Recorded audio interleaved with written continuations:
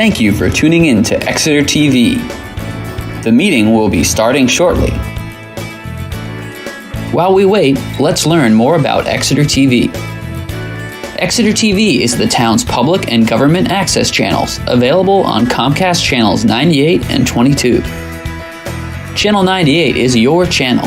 If you have an idea for a program, want to host your own talk show, or submit a film, we're here to get your content on television. On Channel 22, we bring you live and replay coverage of government meetings and other town updates. A third channel, Blue Hawk Media, is operated by SAU 16 and can be found on Channel 13, with all your school sports, events, and meetings. You can watch Exeter TV online at exeternh.tv, Apple TV, and on Roku. Find us on social media for extra content. Subscribe to our YouTube channel and hit the bell to get notified about live streams and new content. Tune in to our platforms every other Friday to watch the Exeter Biweekly Report, with recaps of recent events, updates from town departments, and messages from nonprofits in your area. If you head to our website, exeternh.tv, we invite you to sign up to our newsletter to receive monthly updates about new content, upcoming meetings, and more. We'd like to thank you for taking the time to watch Exeter TV and hope that you tune in to our other content as well.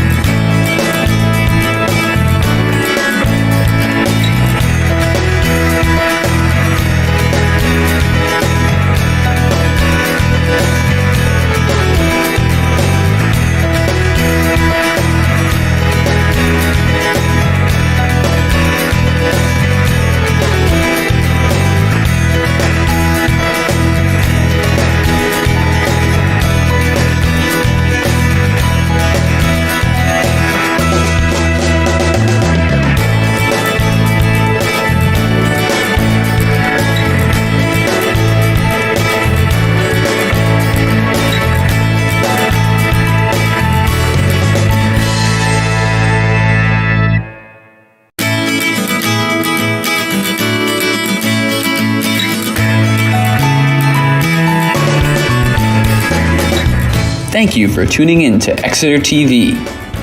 The meeting will be starting shortly. While we wait, let's learn more about Exeter TV. Exeter TV is the town's public and government access channels, available on Comcast channels 98 and 22. Channel 98 is your channel. If you have an idea for a program, want to host your own talk show, or submit a film, we're here to get your content on television. On Channel 22, we bring you live and replay coverage of government meetings and other town updates.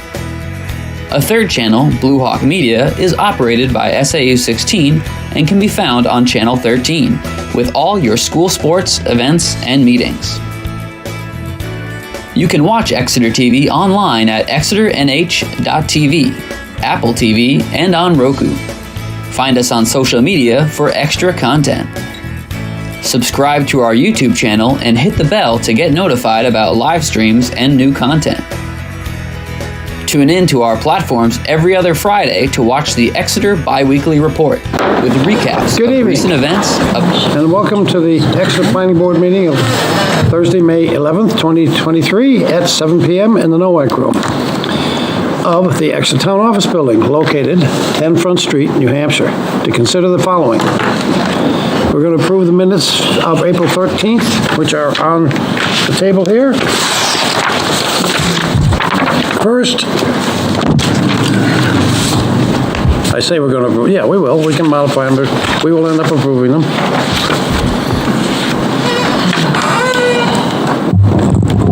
Any comments? Corrections? And my comments are sitting on my desk, as usual. I didn't think I had. Thank you for printing these, David. You are.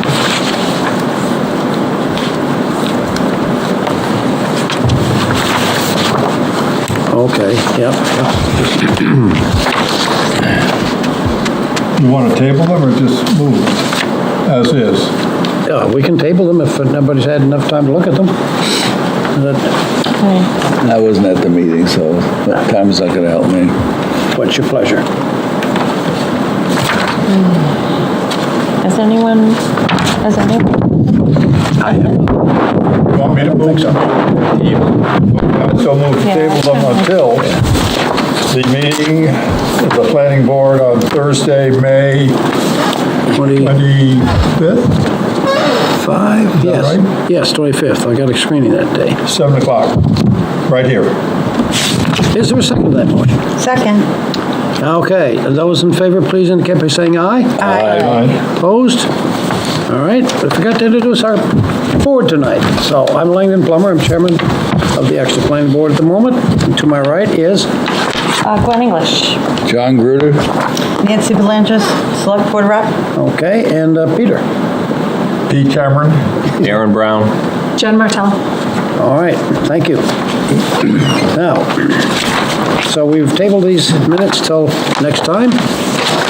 Next on our agenda, we're going to continue our planning land use series led by none other than Dave Sharples, who's given us a little test Pretty quick. and is ready to continue this Thank you, Mr. action-packed Chairman. series. Thank you, Mr. Chairman.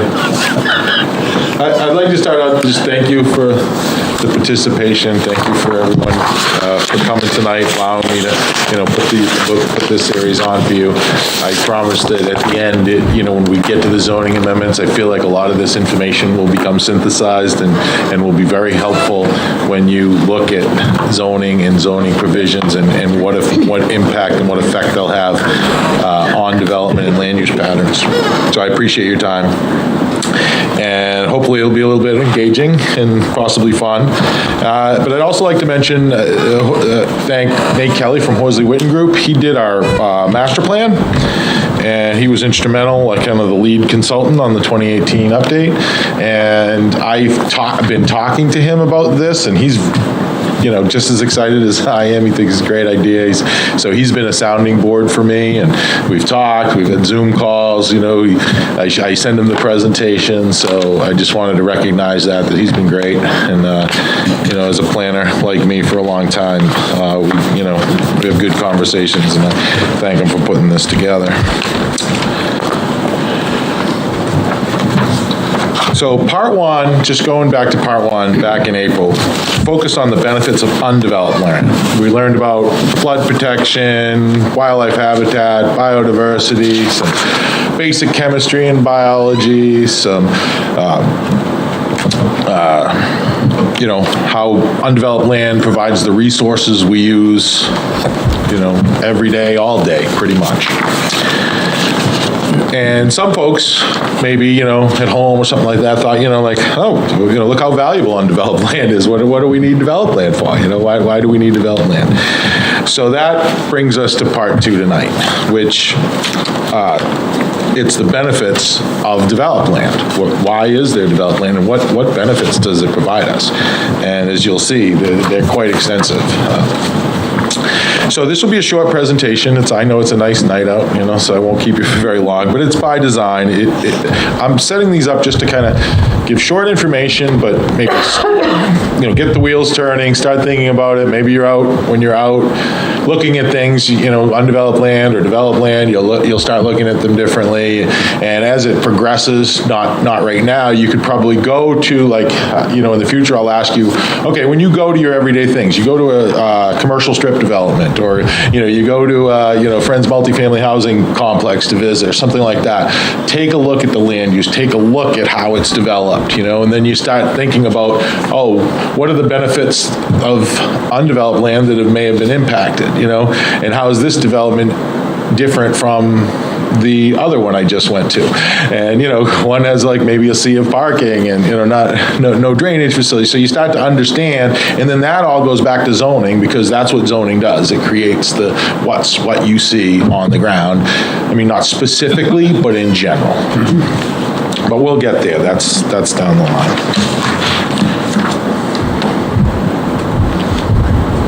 So what benefits does developed land provide? And I'm going to go through each one of these on a separate slide, but it provides housing, yes. Aaron? A question from the audience. Yeah. In your last slide of the first section, it said, what is the densest single-family home subdivision in Exeter? And it said the answer would be provided at the next meeting. Yeah, that's at the end. You got to stay tuned. Oh, I thought you were going to, No, I don't start with that slide. It's the last slide. That's the only reason he That's the only reason he gave. Starts in the back. All right, should we just... Don't jump ahead. Yeah, you started on the back. You're one of those. That's not the first slide, that's the last one. Do you want me to tell you so you can go? I do. Come on. Celtic tipping off. Strap him down. I told Jen I'm in a frisky mood tonight. I think we figured that out. We'll go right through this. We'll just get you thinking, leave, and then you can maybe look at development in a different way. Housing, provides jobs, provides mobility, goods and services, contributes to a vibrant economy, creates tax base, and the social side that we always kind of include, it provides, emotional support, security, and hope for the future. So I did... Question, or should I? Yeah. Mobility. It's on a slide. I'm going to talk about it. I mean, you're going to know, not all about it. I can't wait. Yeah, exactly. Can't wait. Wow, we're jumping ahead tonight. It's a rough crowd. It is a rough crowd tonight, right. I think that So committee needs to be reviewed. Everyone except John, take a look at your little thing. You can do it after when you know what stuff means. I'm looking at it. Just quickly think don't overthink it. Just put a 1 and a 2, what you think the best benefit. Now. Yes, the most Before important your benefit to you right now, just put 1 and 2. I'm going to try to incorporate just a couple of things, hopefully stimulate thinking, have some conversation at the end. Is this put what's none of the important to above. us or what? Yeah, you, individually. What do you think, Okay. what do you think are the two most important benefits of development That's another question. out of those? Those are your choices. Are we turning them in, or are we just? No, just keep Just them. taking that to. Yeah, you can just keep them.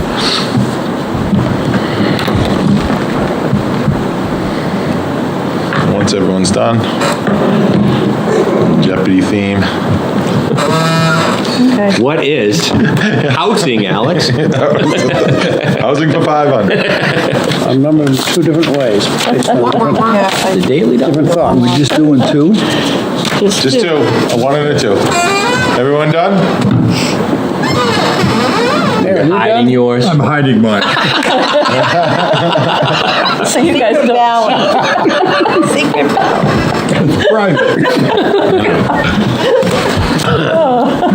He doesn't want me to criticize. Remember, Dave, you wanted to like not do it the last time so he's that you lost had a the full group house. I think I know, no, I love this. I love it. It's, I said, engaging and fun, so far, mission accomplished.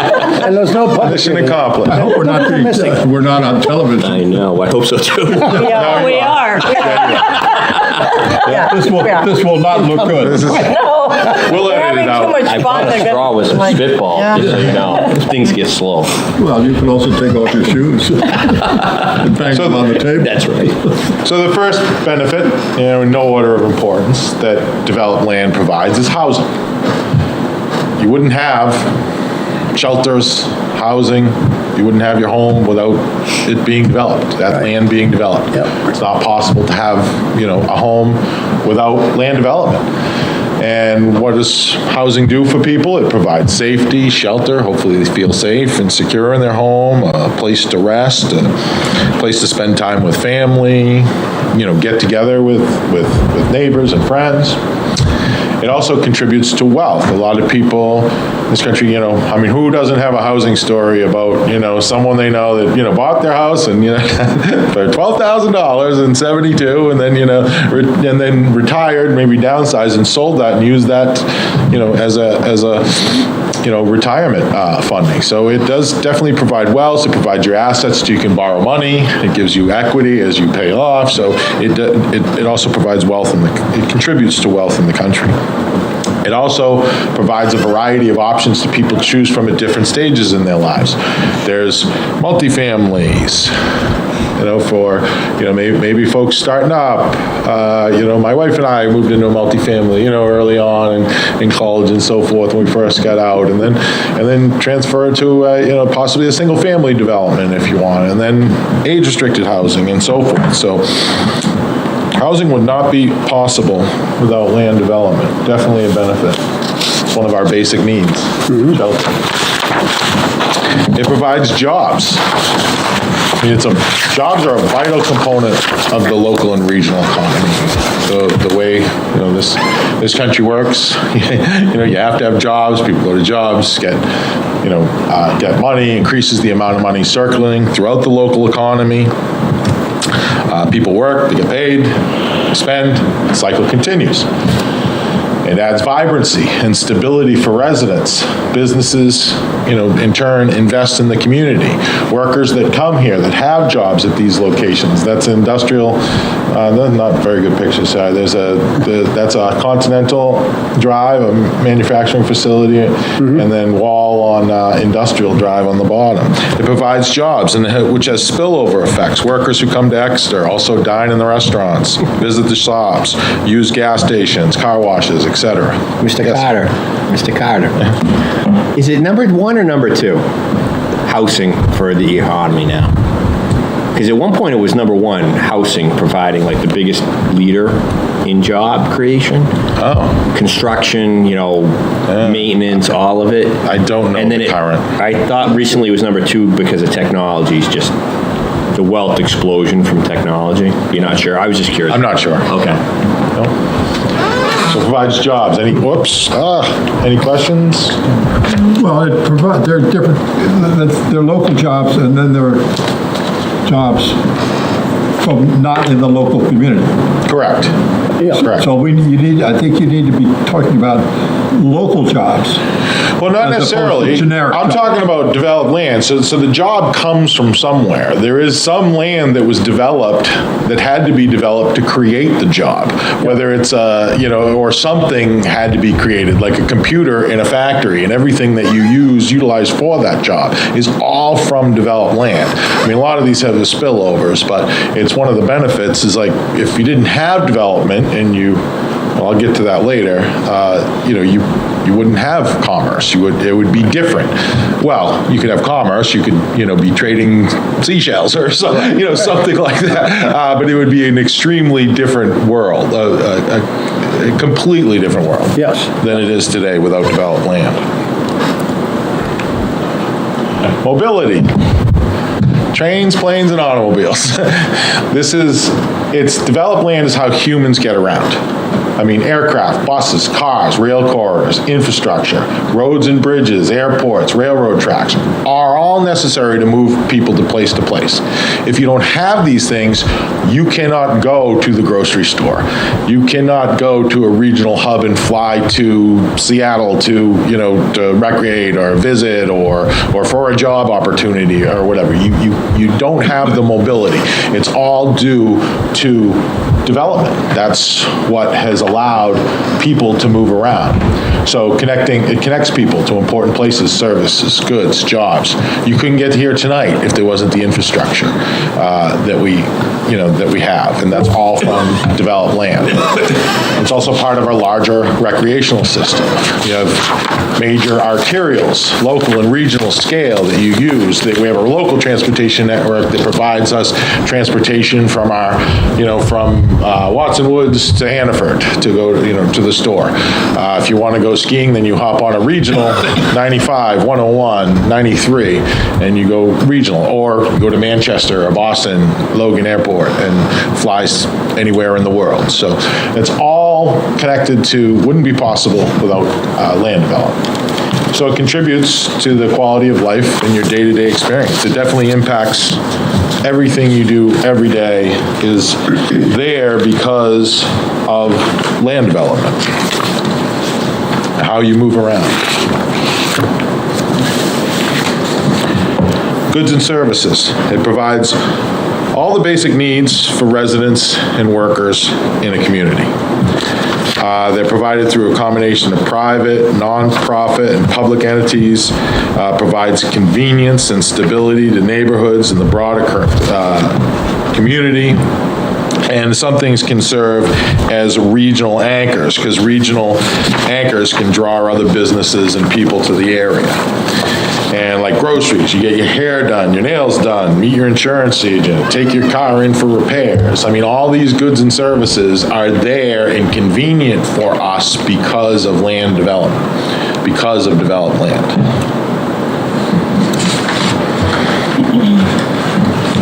Any questions?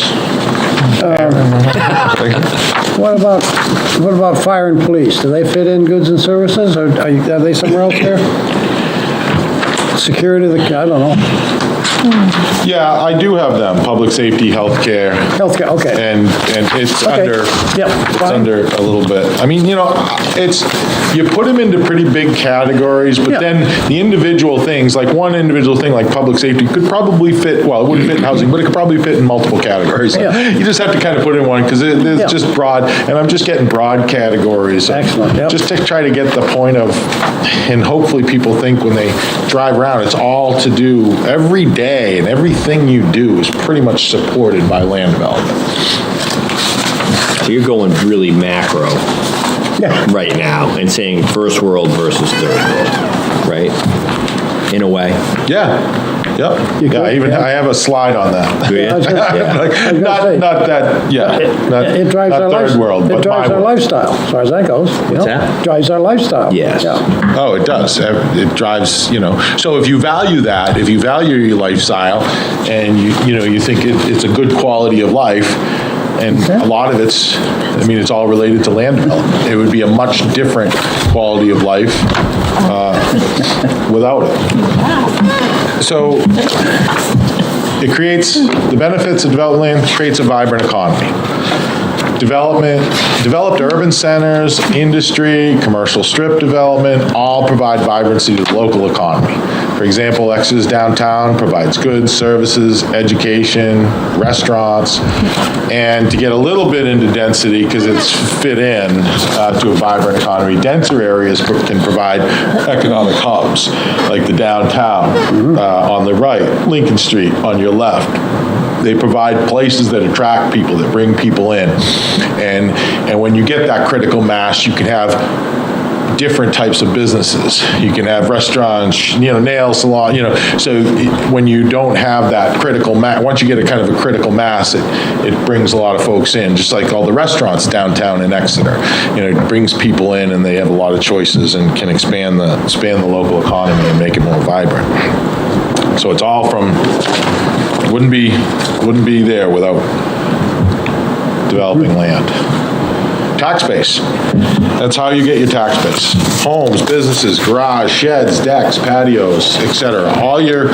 Most of it is taxable property that provides funding for municipal services such as public safety, infrastructure, maintenance, repair, replacement of your roads, bridges, trash removal, public education, and even planning, even what we're doing here today. The tax base, funds that. And government does what the private sector does not or cannot do, and taxes from developed land provide the overwhelming majority of the tax base. Undeveloped land provides some, but it's I haven't done the math on that, but I guarantee it's just a very small fraction. Developed land is where the tax base comes from. So we can have those services. We can bring our trash to the curb and get it picked up. We can drive on the roads, we can walk on, we have sidewalks to walk on, and so forth because of that. So, and when I say government does what the private sector does not or cannot do, some people, I think I've said this before, run government like a business. There's certain things that aren't, I don't know how it would fit in the private sector, because government comes in when someone does something that impacts another and there's no recourse. Say if I come and, punch John over here. if he can't defend himself, who steps in? Everyone else, like the private sector is not going to, because there's no profit center in that. It's not. So violent example. Well, hey, Do we know? Also graphic.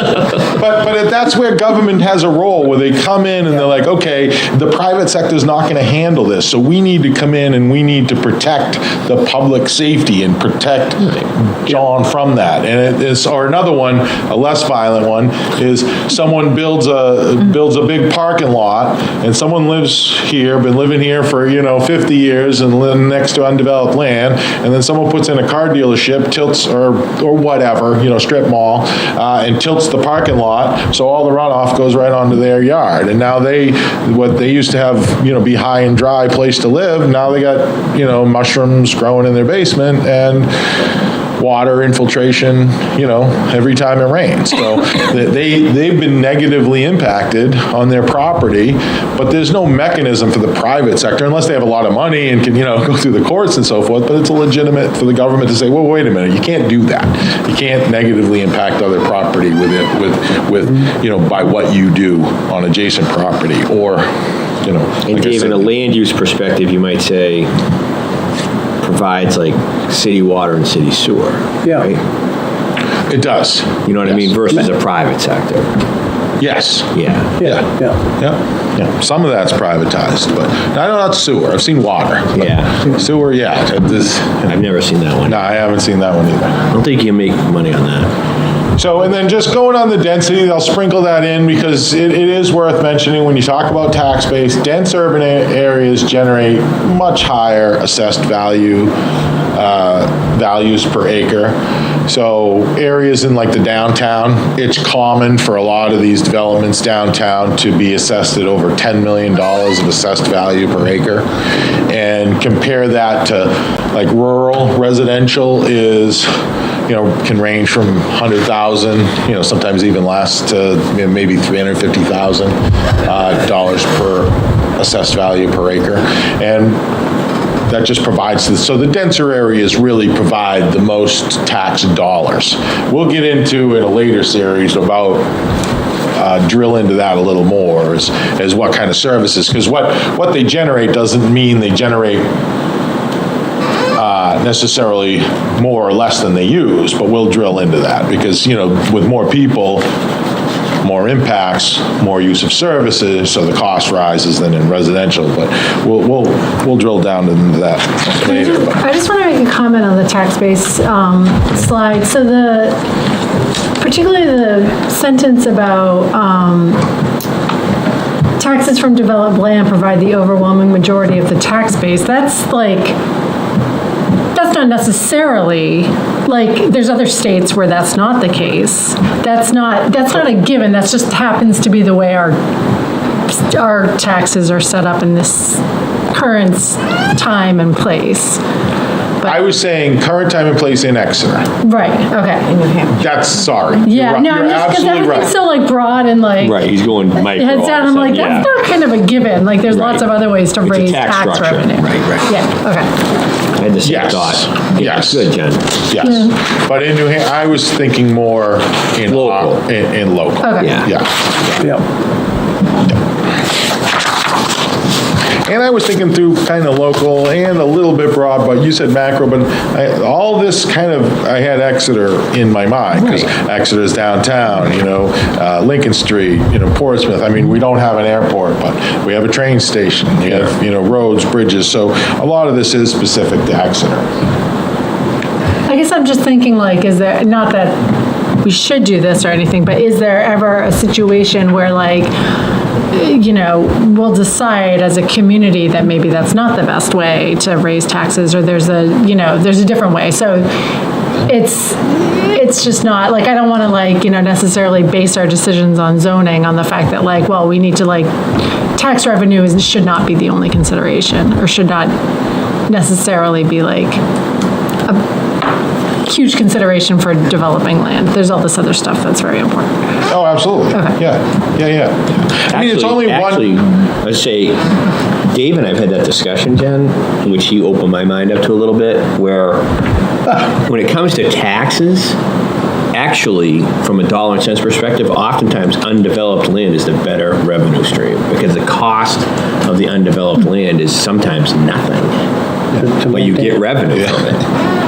Whereas a lot of times when a development comes through, we think that, oh, wow, look at all the taxes they generate. But then when you flip it around, look at the cost that they generate. Yeah. From a revenue perspective only a revenue perspective, a lot of times, Yeah, and I you're better think off you with mentioned that at undeveloped. Yeah. the last one we were talking about, Yeah. the benefits of undeveloped Right. land. It's Yeah, like- exactly. Right, it's a double-sided coin. Yes. Yeah, I mean, I think there are benefits for both.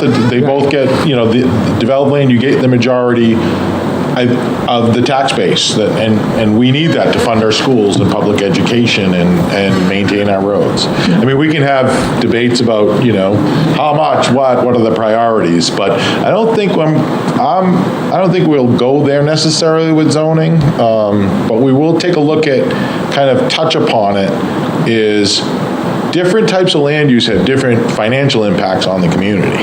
Yeah. And the way our current tax base structure is, current one Yeah. is, it can have impacts on that, and what are those impacts? And we'll do a little bit of math later on to show the difference between, certain developments, different types of developments, and then that'll help you decide, okay, because you can't, which I'll get into later, and another, kind of like the next series, about property rights, and, you can't just stop growth. I mean, I guess in theory you could, zone something. Everything's zoned 10 acres, but it's almost, then you're pushing against the Fifth Amendment of the U.S. Constitution about, taking, and it's as if you took it. So we'll go through that, but you got to allow it. You're going to grow. It's just, you got to decide how. you don't have to grow, but I mean, you're going to, because people own property. They're gonna, as everyone here probably in their lives in Exeter has seen it grow, and it continues to grow. We've gone a long way down the road. We're growing already. You're not going to stop it. No. Exactly. It's not like we're big vacant. Yeah, and we almost can't. I mean, you can zone it to get what you want and try to encourage certain types of land use. That's what this is kind of about, is where do you want to steer the growth? Do you want to let it kind of go up and, be more dense, or do you want to, if you it's going to happen, and it's like almost like a balloon. I tried to think of something I could bring in to show, like, you take it, and if you like go up, and you take it, you don't allow it to go up. So you only allow it this high. Well, you take it and you push it down. What does it do? It just, it just spreads out. So those are the choices we'll have to talk about and start, deciding on at later, though, not on this one. Dave, can I ask you a quick question? Yeah.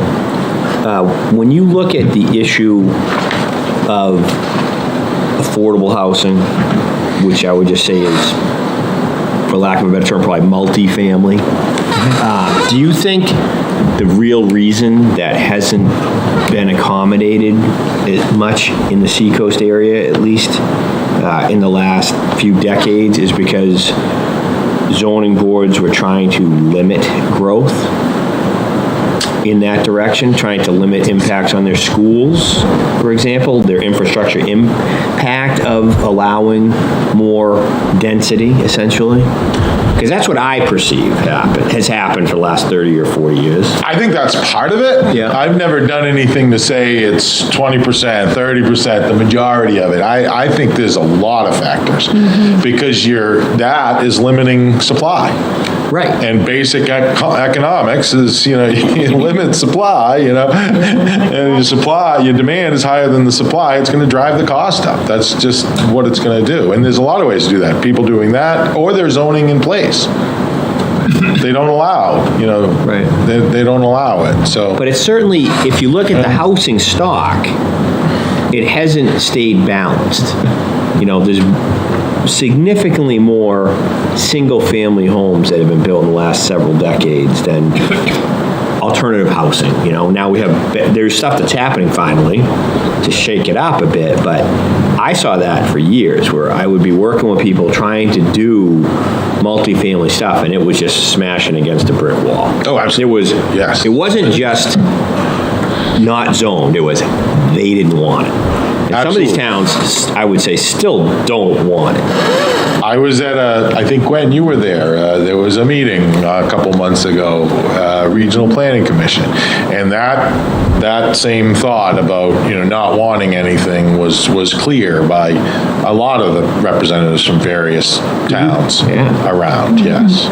And I mean, some were talking about, like, then they, like, we can't have any of this. And then I think they threw out, like, a 14 unit or something, It's like, wow, okay, that's what we're talking about. So yes, there's a lot of that prevalent. I mean, yeah, it definitely drives up the cost. I don't know, but yeah. But then another thing is land costs. Yeah. I think doesn't help that either. I mean, I've seen us, rezone like the MUND and these properties within there that people that are for sale or people have sold, they just raise the price. I know. And then it's like, okay, you try to incentivize it to create affordable housing, so people can actually do it, take a little bit of a loss on those units and make it back on the market rate so the numbers look good. But then the land costs included in that pro forma were here. And then all of a sudden you're like, oh, you can get twice as many units now, and cost is up to here. So there's a lot of factors. The Housing Advisory Committee we're trying to figure that out right now. So hopefully it's a big solution. What I'm going to do a section on housing, because a lot of zoning is housing. I mean, the majority of the town is residential development. Right. I mean, overwhelming majority. I can give you the numbers, but it is. So we'll definitely drill down into that. Another big benefit of development is education. I mean, I don't know how much I have to explain how education helps, but schools provide a platform for community building, civic investment, and education is an important long-term economic strategy. I mean, it's where where it drives commerce. I mean, it's the backbone of research and development, creativity. It teaches essential skills for the workplace and jobs and so forth. So without land development, without all the things before, this may not be as robust as it was. I mean, you can have, you think about it, you can have teachings in a little community, and I mean, in a much, it would be dramatically different than what it is now, put it that way. So I have this same slide with these same, it didn't say the same, but it had all the same pictures, because this was undeveloped land provides all the materials for items we use today. Developed land converts all these resources into those usable items. So factories to produce goods, the pen again. Yes. I don't ever look at a pen the same way. Thank you. Yeah, farms to grow crops and livestock. So you can't have either. You have to have them both, because if you get the raw materials, then you need some place to, turn them into goods and services, with the goods we use every day. And finally, it provides emotions, the emotional side, security. A lot of these is already kind of, like housing is already a benefit, but it also provides emotionals. So there's a little bit of crossover here, because it provides housing, home ownership, jobs, education, all provide security, hope for the future, provides wealth, provides public safety, access to health care, connectivity. Connectivity brings people together. That's why this meeting tonight. Without the development, these things wouldn't be possible as they are possible today. So it provides all this because without developed land, Who is that sad sap? we'd all have to live like this guy. Home sweet home, honey. So, as you can see, we'll just go over that. This is a grass floor, okay? That's a little cup made out of it was like petrified plant. I never figured out what that was. And here's my walls, and this is my stone here, and this is a flat rock. And I figured out if it's too thick, it won't transfer enough heat to cook. If it's too thin, the heat will break it. So that was probably my 8th rock right there. That was probably my 8th try until I found the perfect rock to cook your food on the rock. So How old were you in that picture? 23, 24. So without developed land, there's what would be. So.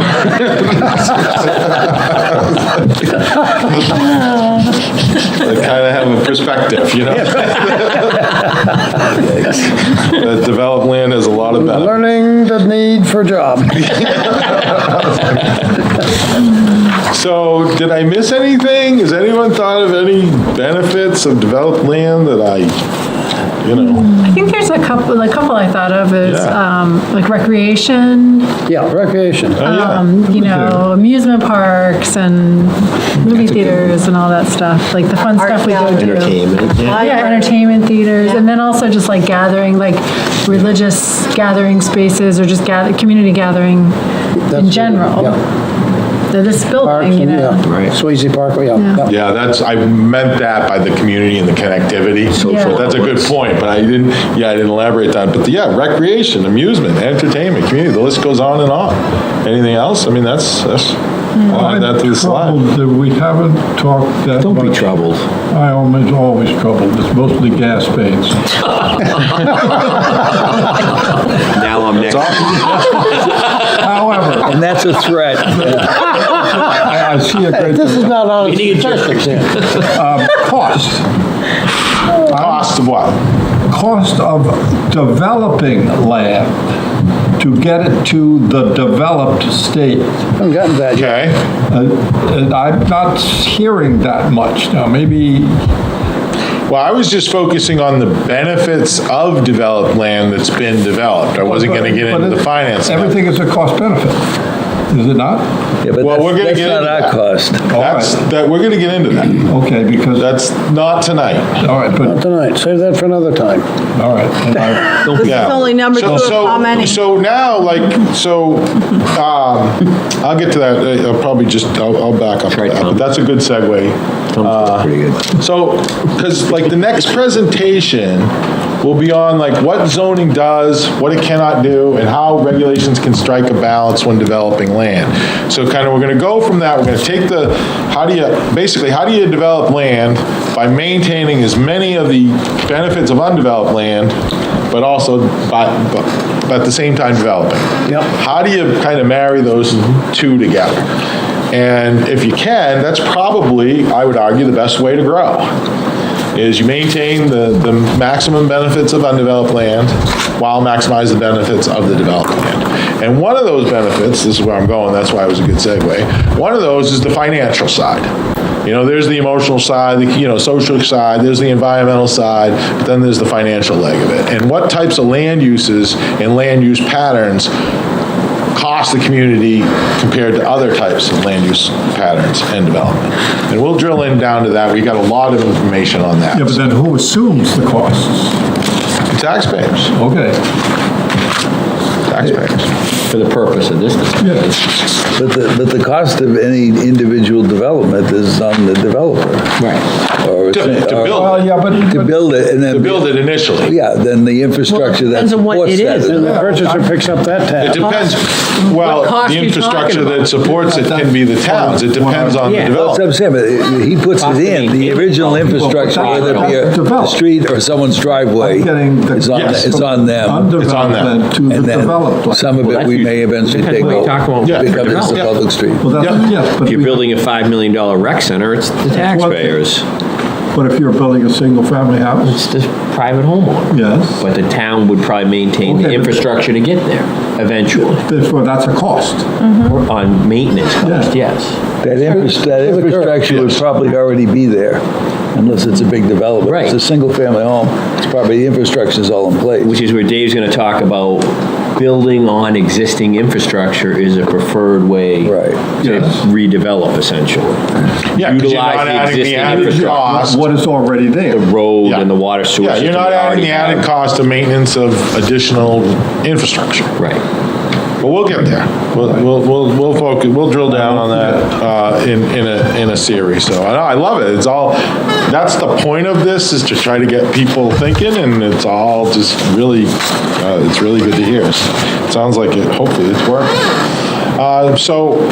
Just to back up, at the start of the presentation, you just chose the most important benefits of developed land. Now, after the presentation, have you changed your mind?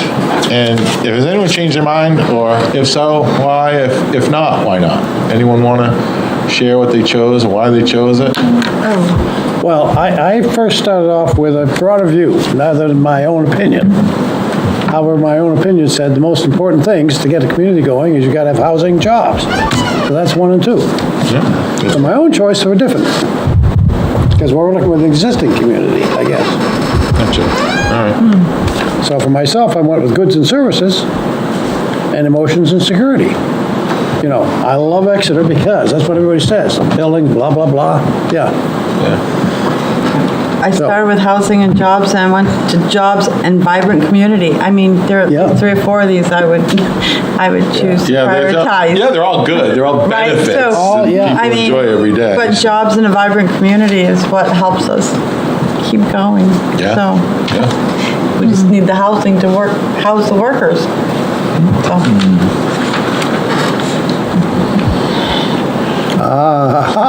So finally, the Yay. question and answer time. Yeah, somebody got it I right. won. I think that was. Last month's question was what is the densest single-family home subdivision in Exeter? When I said that, I should have clarified that I was looking at Single-family. I did. Densest single-family. What I didn't clarify was what year, and I was assuming it was when, after the planning board existed and it was an actual subdivision. Because there are denser neighborhoods than that in town, but they were built, 16, 17, whatever, or no, 1800s. The old Exeter, yeah. Yeah, there's a couple of Yeah, streets. Carter Yeah, Street, exactly. yeah. Cass is one of them. Yeah. So, but I said subdivision is Exeter Farms, 4.9 units per acre. I would not have guessed that. That is, Gwen, about good for you. 5 units per acre, which is about average lot size of about 8,800 square feet. Think of that. So what we're gonna start looking at when we go zoning and get into it is hopefully in the future, like you look at that, okay, 4.9 units per acre. What I'd like people to do is go into that neighborhood if you haven't been down there in a while and drive down it. I was down there today I go everywhere a lot, just looking at places, but I went there today again just to refresh my memory. And it's a beautiful neighborhood. It's just, there's a lot of beautiful neighborhoods in Exeter. Which one? Exeter Farms. Yeah. And it has a high density, but you drive down it, They did a street nice job. trees all over it. It's the houses are together, but it just doesn't feel it. It's well kept, it's well maintained, it's highly desirable neighborhood. Not that Exeter, has undesirable neighborhoods. It's pretty much all desirable. But go down there and see that feel at 5, units per acre, because that's dense. And, and then that'll tie in later when we have the density discussion of what types of development and what they do for the, the 3, how they impact the social, financial, and environmental side. But encourage you to get out there. So Rose Farm, what does that end up being? I'm just curious. I'd have to do the math on that, but that's probably 50 about... acres. Huh? 50 acres. Yeah, it's 50, it's about a unit per acre. Yeah. Pretty easy math, right?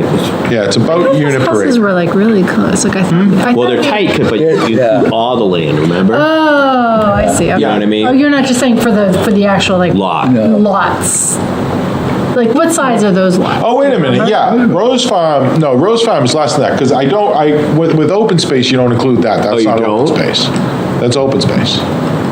I'm talking density of the built Probably environment. half an acre. Density of the built environment, but Rose Farm's a little different. Third. It does depend on how, our zoning, because that leaked into the R1, which was the low density, which is But they got 40,000 bonuses. square feet. So it's probably 15, maybe, probably an average of 15 to 20. And then there's some lots, like you come and there's a wetland up there, so the lot has the frontage, but then there's, an acre of land behind it that's Right. not usable, that just gets kind of tacked onto this lot, where Exeter Farms, was really tight and Pretty had uniform. all uplands, and, it just kind of, they can make it real tight. So, but it's probably, I'll figure, I'll see what Rose Farm is, but So where does I would imagine. where does the Academy's pocket neighborhoods fit in here? Of course, the new ones are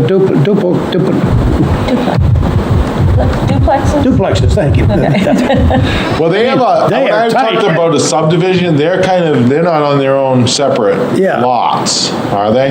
There's a few of them that No, that's right, it's common land. there is a yes. couple of separate lots down by Chadwick that have a couple of them, but some Yes. of them are like, so I don't know how to calculate the density on that. But those are tall houses for the space. The other one is not, But in reality, your real density comes from condominium development or multifamily development versus single family. Oh, absolutely. Yeah. yes, And yeah. that's what Yeah. you're talking about. Yeah. Yeah, Those are more and- like condos, you know what I mean? Yeah. And as we go on, hopefully, when we get to the zoning and we look at the amendment, you're gonna know things like, okay, what that means, like 4.9 acres or 5 acres, 5 units per acre means.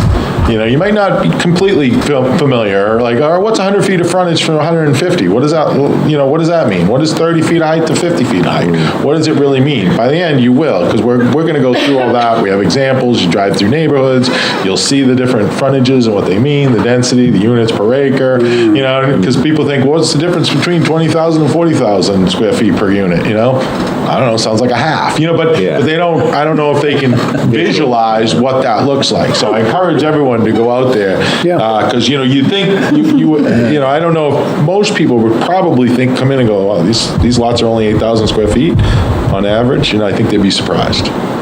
Yeah. Is that a desirable way to live? Or, think about it like that. Is that a good development? I would go, before I say it, go and take a look for yourself.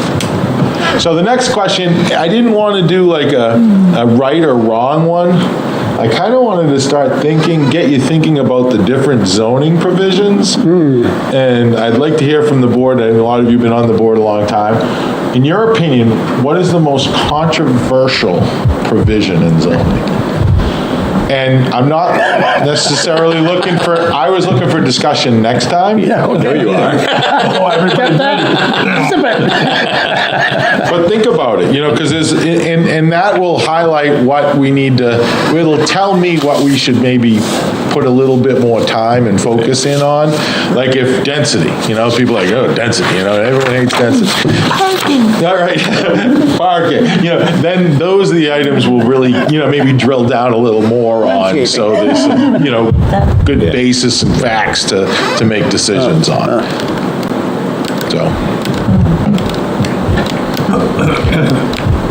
So that's it. Well, now, before. Hopefully it was informative, didn't take too much of your time. Let's go back to what that question was again, because It's on your slide. It's on your It's on your slide. slides. it's on. Last page. It's on the last Oh, page. last page? Yep. It's on your last page, yep.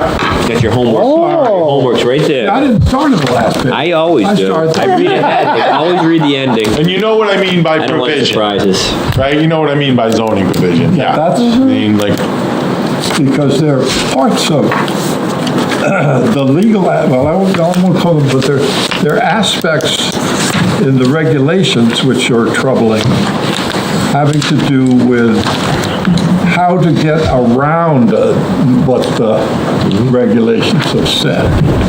Yeah. And that's, if you want to know what I did, I'll flesh this out a little bit, but you know where I'm going. I exactly know where you're going, I like it, yes. That's an interesting discussion. The ambiguities, yeah, the ambiguities, ambiguities. Yes, And pay attention to what the regulation is. And not try to be cute, Right. and be sure you understand what it is before you try to go off. Well, never mind, we're coming to that. Yeah. that's a great point, because, I mean, it's like, I always say there's kind of two parts, two parts, or you can put them into two buckets, zoning provisions. One's in the bucket that no matter who reads it, it's the same for everybody. Well, there's always one attorney out there that'll turn 5 feet into 6 or argue it. But I'm like, One and one doesn't necessarily always 25 equal feet is 2. 25 feet. It's not 24.9 feet. It's not 25.2 feet. It's 25 feet. Those kind of things. Density, 40,000 square foot per acre. That's 40,000 square foot. Whether you calculate it, I calculate, it's still 40,000. It needs to be 40,000. Those are the ones that are controversial. I mean, people might not like them, and they could be controversial during adoption, but when you read the ordinance, that, everyone understands it in the same way.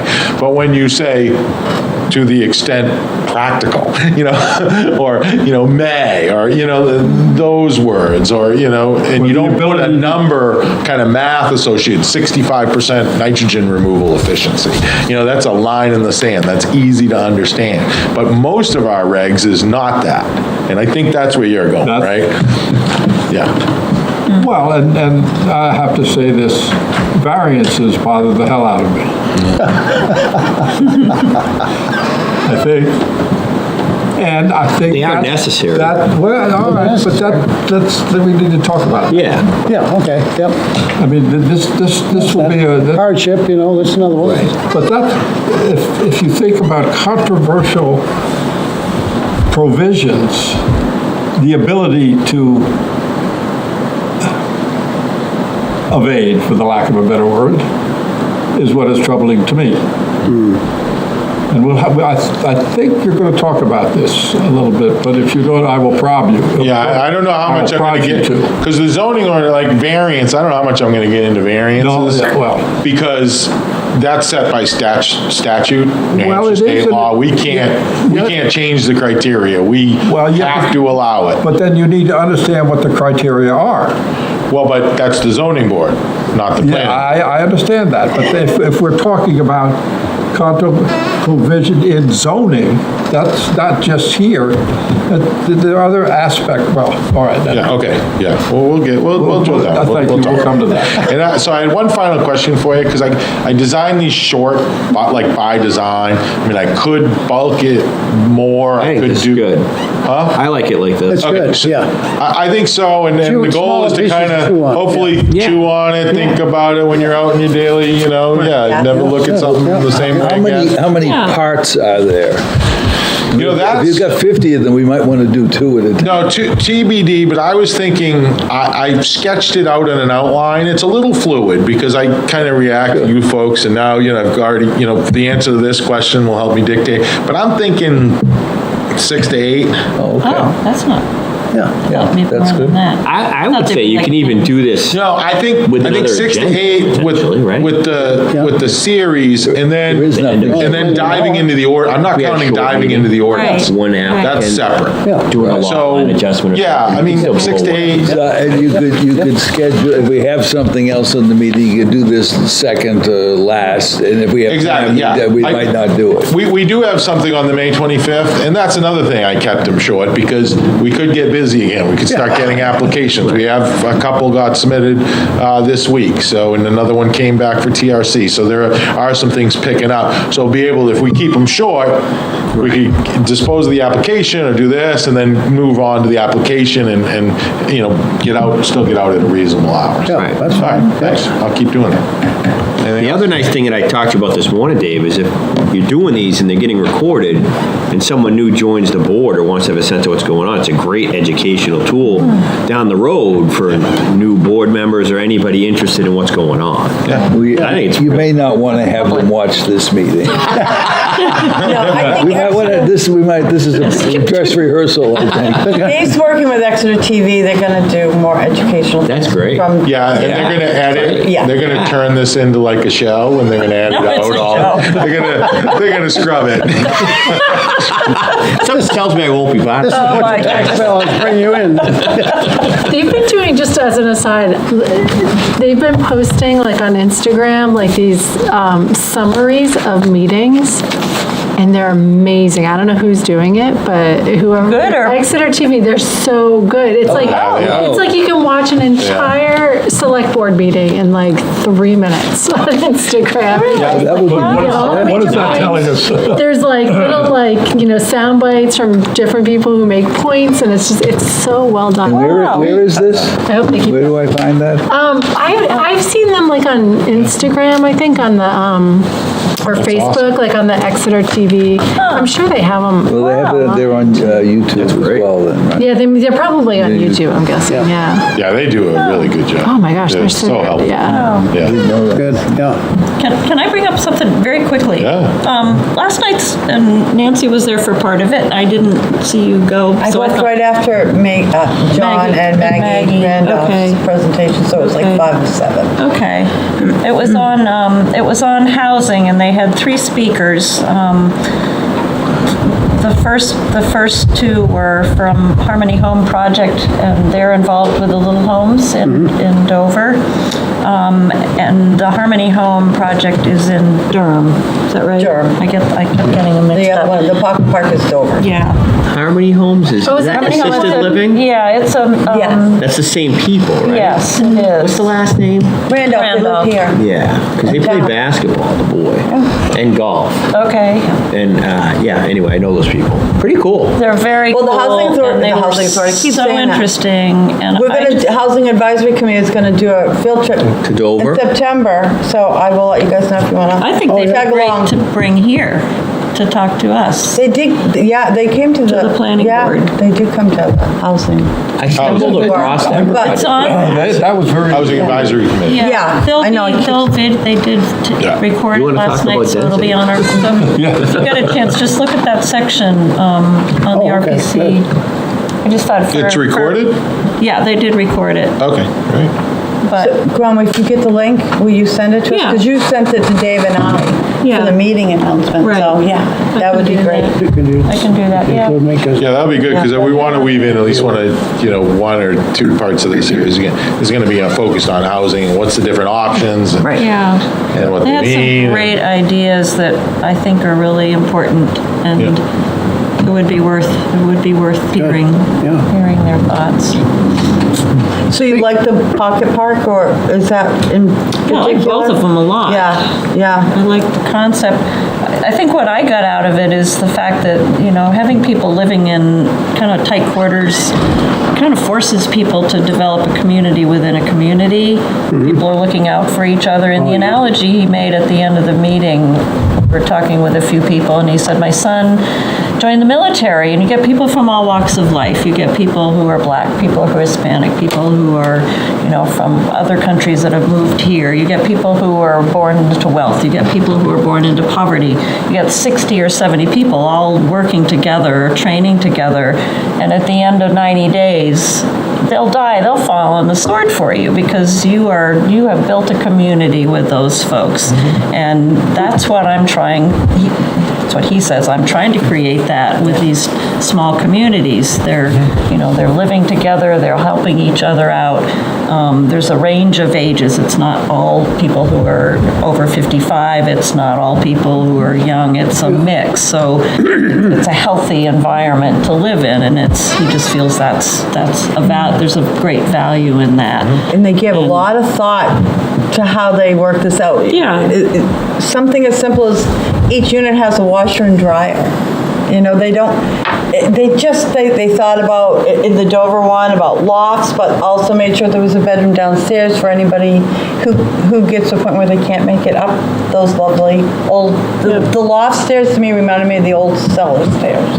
Those Super steep. Yeah, but, they put a lot of thought into their projects. Well, some of Habitat for Humanity that I saw in Florida years ago, they were developing communities, the county would give them everything in the infrastructure. And their main point was owning their own home and property and taking care of it and building communities similar to that. So it's a different thing, but trying to build Same community. idea. It's the That's same something idea, these folks though. haven't Yeah. experienced before. Yeah. Right. So Darren Wyndham is going to drive a little bus to Dover the day we do it. I'll let you guys know if anybody wants to come along. Some of us won't be on the bus with Darren because, I work from Portsmouth. I'm not gonna go to Dover, come back to Exeter to go to Portsmouth. But yeah, if anybody's interested. I think it's off of Dover Point Road. Back Bay. Yes, that's what I meant. Yes, Back Bay. And Back Bay, am I thinking Boston? Back something, it is Back Bay. it is Back, Yeah. Back River Road? Back River, there it is. Yeah, so I I ran into that completely by accident. I was looking at a condo that project backs up to with a client, and we started looking, what is going on behind this thing? And the person we're dealing with had no idea, so we ended up going over there, and I was like, wow, this is pretty cool. Completely by accident. Yeah, and by It's pretty neat. September. That's a really that's a good visit. Right, and so by Yeah. September, they should be pretty well, almost built, almost done. Right now, they're still doing the sheetrock and How many things like homes? that. I forgot, you remember? Oh, did I write that down? I mean, we talking 20 or 100 or? How many do they have? I was having a hard time I hearing would in the guess back it's of the less than room. 50, but more than 20. Oh, I think it might be 44. Yeah, something. Yeah, That sounds maybe that's right. significant. Yeah. I've seen the Yeah, plans. 44, yeah. They look like sheds. Like if you don't know what the heck you're looking at, You think you're at it looks like you're Reedsbury? looking at a bunch of Cottages. sheds. Yeah. What is the density? 500. I don't. Well, I know that there was a failed project back there in the past and I only know that because of being in the business, and there was somebody that went down and there was a lot of controversy with that project, blah, blah, blah. And so I don't know how this came about as an alternative, but it's been a while.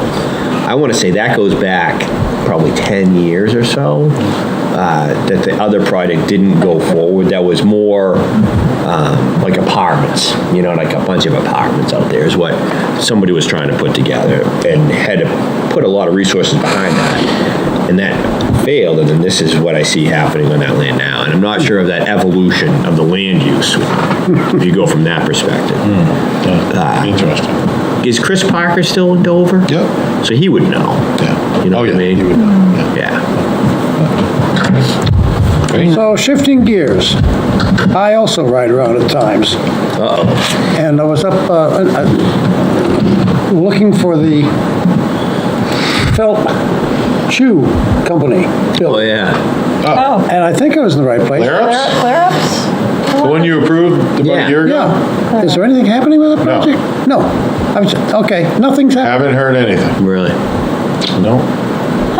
Nothing. I Got mean, their approvals. they were gonna build yesterday. I mean, I don't know, you know, interest rates went up, everything went, I mean, yeah, well, you know, we know. construction costs went crazy right after Labor that. stuff, all of it. Yeah, I don't know, maybe it was nothing related to that, it was, you know, something Right. else. And we didn't give them all the variances they wanted or something either, I don't believe. That was a family. Pretty much, but Anything. Well, I Maybe- mean, they maybe the wanted a current gravel landlord- parking lot or something, we gave them a gravel on the side, but Yeah. where the public was Yeah. parking or workers were parking, we made them pave it. But I don't think it was anything that would warrant Seemed disgruntled not moving rather than- forward. I mean, their building up there is nothing special.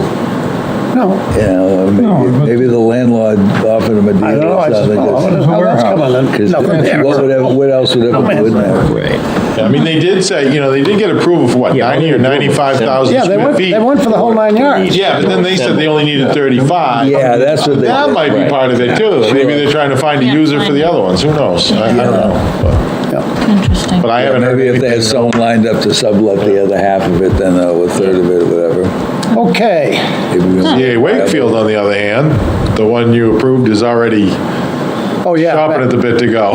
So they appreciated the approval last month because they are, And they are that was, moving. you did that in one meeting, right? I mean, Yeah. Yes, we did. I wasn't here, but were there any discussions with them about housing, affordable housing? Or did they bring that up as a concern at all? Like, apparently they weren't concerned if they went ahead with it, I guess. For employees, you mean? For employees. Yeah, yeah. yeah, I mean, they are moving from Dover, so Dover it to was maybe here, so better maybe a than lot of Dover. their employees are already here. Or, yeah. I mean, they're in the area. Yeah. You know, so. They don't mind driving. Yeah. Yeah, who knows where they're located? They Yeah. might be, I don't know where they're coming from, so. But no, they didn't mention at the meeting. Do they usually? I mean, I don't. No, no, I mean, they were I think it's not a forum usually to bring it I thought they up. might have discussed Yeah, I mean, I know Darren. with Darren or something Darren early invited on. people to Yeah. the Housing Advisory Committee, we had, what, 6 or 8 meetings with different companies, but, I mean, that's definitely a general statement from a lot Yeah, of businesses yeah. right now Yeah. Oh, it's gonna about be the looking labor up. shortage and the ability And to I find think, people to I think work. why I thought about it is because the Sylvania guy said something about that. He wrote a letter in support of Oh, of the, Gateway, you're right. and he's talking about housing and how that's such a big concern, and but we were Yeah, able to get 6R was offload this another- building. Yeah, yeah. Someone, it wasn't a problem for him. Yeah. yeah, have you been out there? They're moving dirt. Yeah, and they started. Are they gonna have to do blasting out? There's like some serious Don't know. outcrops. Yeah, don't know. Don't know. If they do, they need to follow the protocol through the fire. department Yeah, and that's so what I forth, figured, but yeah. They won't, I haven't heard. It's just like I haven't heard, ledge. yeah. Like, Sometimes they huge amounts of just, ledge. like Unitil. I don't know if you heard that, but. Yeah. Oh, they just Okay, yeah. drilled their way out of it. For like 6 months, Yeah. boom, boom, boom, they just hammered it. They just, I mean, it was always boom, boom, boom. And by the way, Pound and rock. their building looks nice. Unitil? Yeah. Yeah, they did a Nice great job job. with it. They did a great yeah. job, but it was all, when they got out there, yeah, the site was all just like that. It was Yeah. just all rock. It's just, Yeah. Surprise. Granite State. Okay, 'tis the season, it's time to elect officers for this fine board. Now, if there's any thought about that? The chair is available, as always. Want to keep going, Mike? I haven't discussed anything with the vice chair, because he hasn't been here lately. That's why they put me between you. But he's great when I'm not here. Which is rare. The three of you still good to go for another year? Does anybody else want to get more involved at a different position Different pay. on the board? Do you have any interest? Opportunity I'm knocks. quite happy. This is your opportunity. I've been avoiding Again, in this. 10 years. Enough Like motion is the same I guess slate the as in chair order. would look for Yeah. a motion then. Well, I'm the logical one, I suppose. You get the phone call. You're what? I'm the logical one to drop out. No. Why? Why? Why, because of your beauty? No. Hey. So, I mean, I'm willing to step down if there's anyone else who wants the clerk job. Well, I would say the same for my position. I mean, I've been here You don't. many years, but you seem to think that, You're not. Oh, no. I mean, otherwise, I'm perfectly fine to do Then it. I'll You might have a conflicting I'll make a motion to keep the same slate of officers this year, this year that we had in the past year. I'll second. Oh, I'll let Nancy and I Gwen are second. Do we have Yeah. to Tag team. accuse I think we have to have a ourselves? discussion real quick, though. Are you sure you don't want to publicly reprimand me for my absence? no, absolutely not. He's already, Did already. That will be, he did it, that will be in the minutes. right. Pink Let's make slip, sure. yellow slip. What I fail to say is I appreciate you stepping up many times, and Hasn't been many Just one for times. you, I know. You but- do a great job. No, I mean, even during our regular meetings, to get you thinking. you do a great job as a vice chair, and I depend on it. I really do. Yeah. No, I You're a think team. it works. Surround myself with good people. This is my example, the whole board. You're much more softer around the edges than I am, Yeah, yes, okay. which is really good. Yeah. I can be cutting, and I don't intend to be that way. I'm just a little bit sarcastic. No. And We hadn't I noticed. don't mean to cause pain, it's just the way my brain thinks. And you good, are much variety. softer, which is really helpful. Maybe I should promise never to ask to have a resolution reread. So that we can be sure the hell what we voted on. That's true. Okay, I'll move the question. all right. I think voice vote is okay, so those people in favor, please, or members in favor, please indicate by saying aye. Aye. Opposed? Abstentions? So be it. Master plan discussions? I really want to do this update, if you guys don't mind, John. Uh-oh. We had a meeting this morning, and several of us were in attendance. There was one very notable absence at the meeting this morning. I wasn't there, okay? He wasn't real interested in bike. Apparently, yeah. And actually, I don't know. That was a good meeting. It was a Did you do really. anything? We did a lot, actually. Well, we didn't do anything. We had a really nice presentation about the bike and pedestrian connectivity study that's going on. It was really good by the Rockingham Planning Commission. So that is getting a lot of traction. They're doing a lot of work. Street in town. I asked him, I said, you also know the street in The feedback from the community has actually been really good, I think. So it's definitely ongoing. You need to catch up because we do have a little bit of homework. It's interactive with the committee and them. You mean I have to talk to you? Not me, no, not really, but you probably should get a copy of the handout from Dave. Dave, Okay. and read it. I don't think it was recorded, Dave, was it? Did they record that? No, we don't. Yeah. So, but it was really good, and they're gonna end up, I think, presenting to this board at some point. Yeah. Okay. And the select board, I think. But they did a lot of work and. Did a lot of work. Maps are interesting. Yeah. They're looking at Any some of the. like initial findings you can share or takeaways? So, yeah, I would say, Jen, some of the interesting stuff to me was that they're looking at some of the bad intersections still in the town. And one that hits me personally is Winter Street and Front Street. I happen to own a building right there. It's a greenhouse. It's called the Levitt House. I think it's the 7th oldest house in Exeter. And its iteration right now is it's a 3-unit. My father-in-law used to live there until he couldn't anymore. And my wife and I still own the property. And a person died, I think it was a year and a half ago now. who worked, it was in the paper, he was a well-known gentleman, he was on a motorized bike, and he got hit and killed in front of the building, right there. You know where the Purple Dinosaur Park is? Yeah, Right yeah, there. yeah. So it is a really bad intersection. I happen to plow that property myself.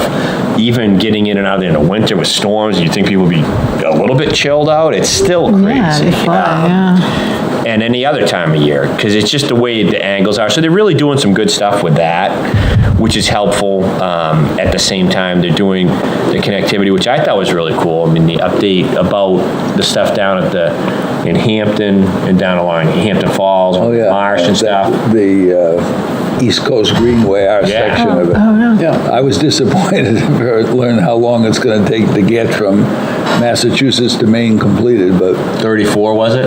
yeah, 2034? yeah, doing that- 8 miles this year, is 8 or Yeah. 9 or something. That's pretty good, though. No, they're Well, that's making real good. progress, Yeah. actually. That's yeah. good. Yeah, but they've owned the rail bed for, what, 5 Right. years? Yeah. Yeah.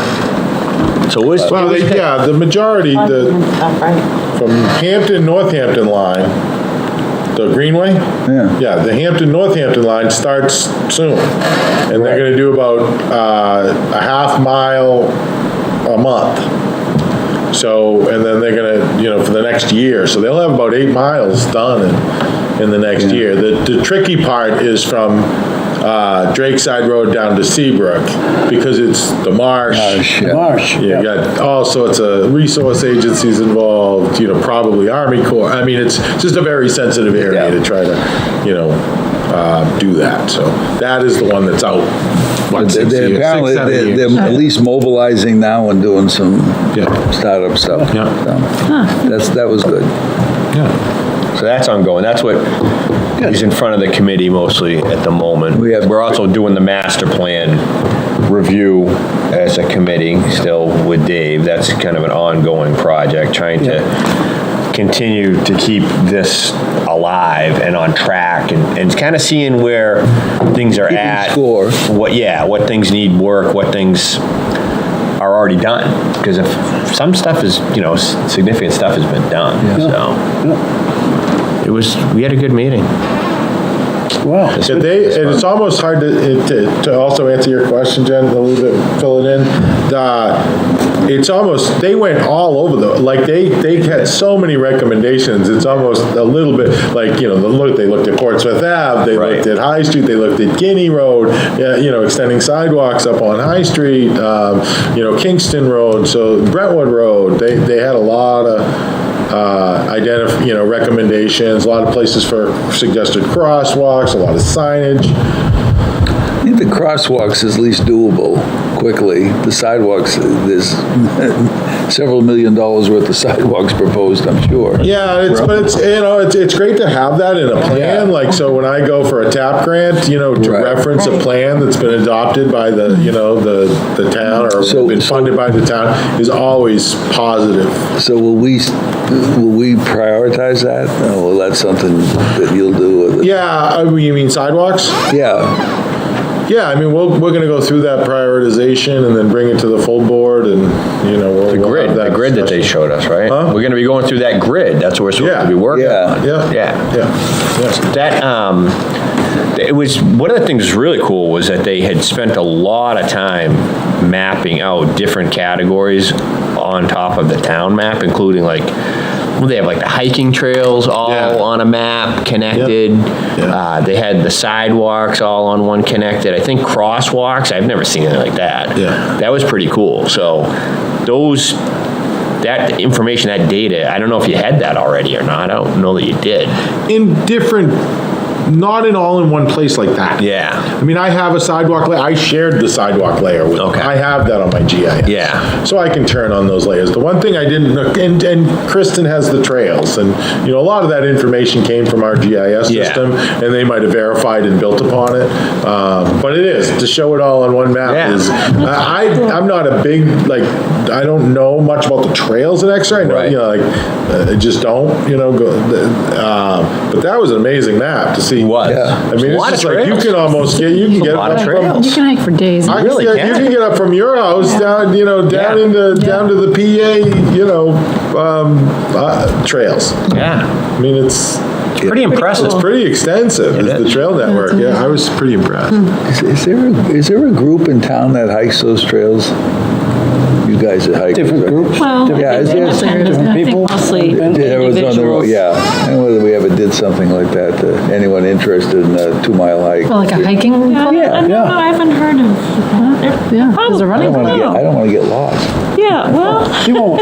The paths are very well defined there, all around there. I don't know just how the system is over the academy, but just, You can get lost. you could get I've lost. gotten lost. Yeah. I've gotten very lost. Fire Yeah, chief, the someone police got lost chief, there a couple weeks ago. they're people that- there's no guarantee in life, you know. It was really, because you should live so much here. But they have, luckily everyone has their phone now. Field, the Phone service. area, this trail's not my, well, They found them. Okay. I go drink water.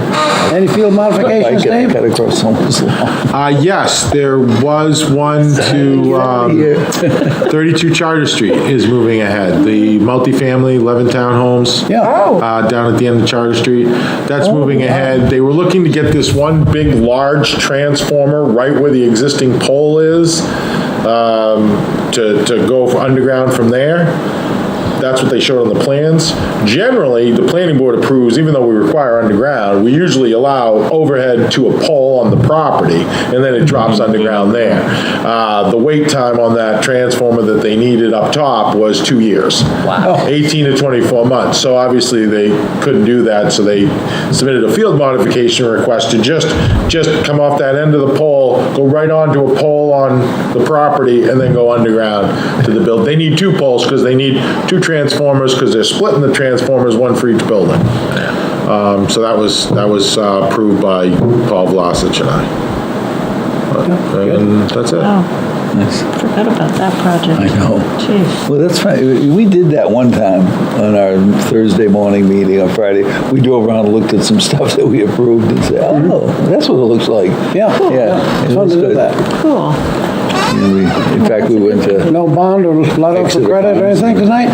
Nope, none, no releases. Chair, Motion to adjourn?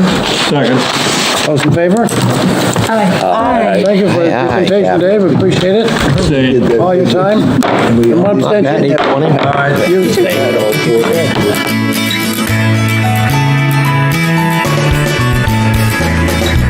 Thank you for tuning in to Exeter TV.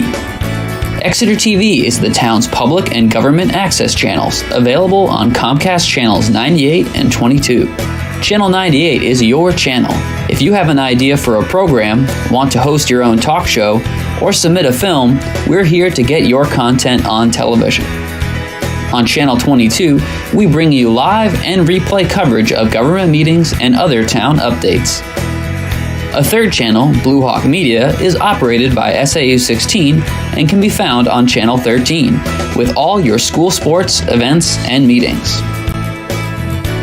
You can watch Exeter TV online at exeternh.tv, Apple TV, and on Roku. Find us on social media for extra content. Subscribe to our YouTube channel and hit the bell to get notified about live streams and new content. Tune in to our platforms every other Friday to watch the Exeter Biweekly Report, with recaps of recent events, updates from town departments, and messages from nonprofits in your area. If you head to our website, exeternh.tv, we invite you to sign up to our newsletter to receive monthly updates about new content, upcoming meetings, and more. We'd like to thank you for taking the time to watch Exeter TV and hope that you tune in to our other content as well.